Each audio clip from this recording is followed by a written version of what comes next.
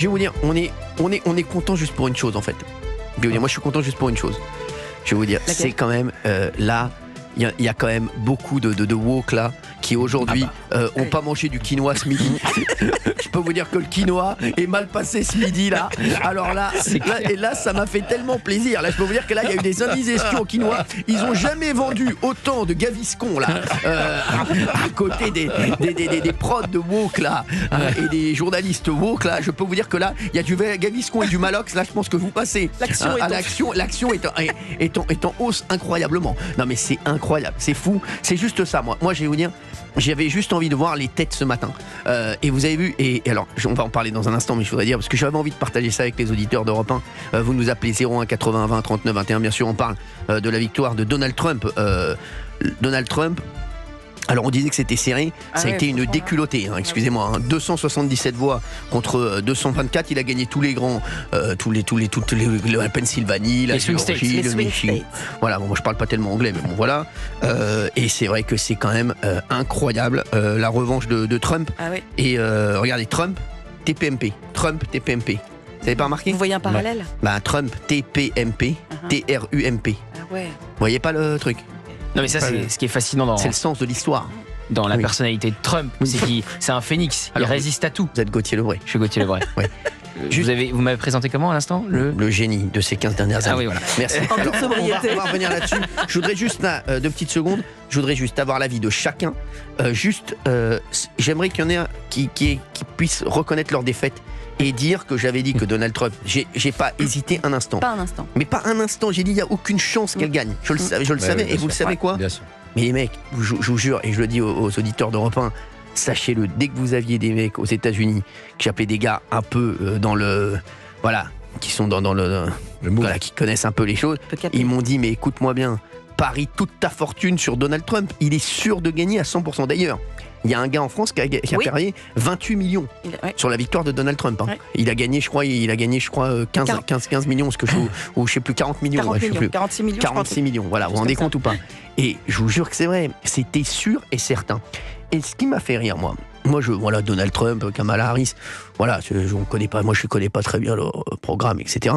Mais le truc qui m'a fait rire, c'est que j'ai regardé toute la nuit, je le dis aux auditeurs d'Europe 1, j'ai regardé toute la nuit, c'était incroyable, les têtes qui se décomposaient, et très vite, je vous dis très vite, tous les spécialistes que j'ai eu plein de spécialistes cette nuit, voilà, au téléphone, des mecs qui étaient aux États-Unis, ou d'autres spécialistes, d'autres journalistes, spécialistes, dès 3h du matin, dès qu'on a vu qu'en Pennsylvanie, Donald Trump était passé devant, c'était impossible qu'elle gagne. Donc, quand les journalistes, je les voyais sur d'autres chaînes, les BFM, etc., il y avait... France Info. BFM, France Info, etc., qui disaient non, mais c'est pas encore sûr, attention, mais les mecs, c'est ce fiche du monde. Franchement, je vous le dis, c'est ça qui m'énerve. C'est prendre les Français pour des gugus. Et justement, les Français ne sont pas des gugus. Et il y avait un autre truc qui était incroyable, je voulais le raconter aux auditeurs d'Europe 1 aussi, c'est que sur votre téléphone, vous tapiez élection américaine et vous aviez les résultats. Mais il y avait un décalage entre les résultats que vous aviez sur votre téléphone qui étaient les bons, et à la télé, sur BFM, ils avaient au moins 30 minutes de retard. Donc quand Donald Trump était président, eux, ils étaient encore sur Kamala Harris qui était en train de se présenter. Donc c'est quand même des sacrés gugus. Excusez-moi, non mais franchement, c'est incroyable. Non mais, et je voyais la tête, et ils disaient tous, attention, on craint le pire. Mais écoutez, c'est fou. Et pour moi, on en parlait avec mon ami, mon frère, mon idole, qui est autour de la table, Gauthier Lebray, ce matin. On s'est appelé et on s'est dit... Même moi j'ai eu un doute. Et on s'est dit avec Gauthier Lebray ce matin, on s'est dit quand même, c'est quand même une énorme défaite pour le wokisme. Voilà. Je trouve et c'est pour ça qu'on est quand même, on rigole aujourd'hui. On rigole. Et vous avez raison de dire qu'il y a des...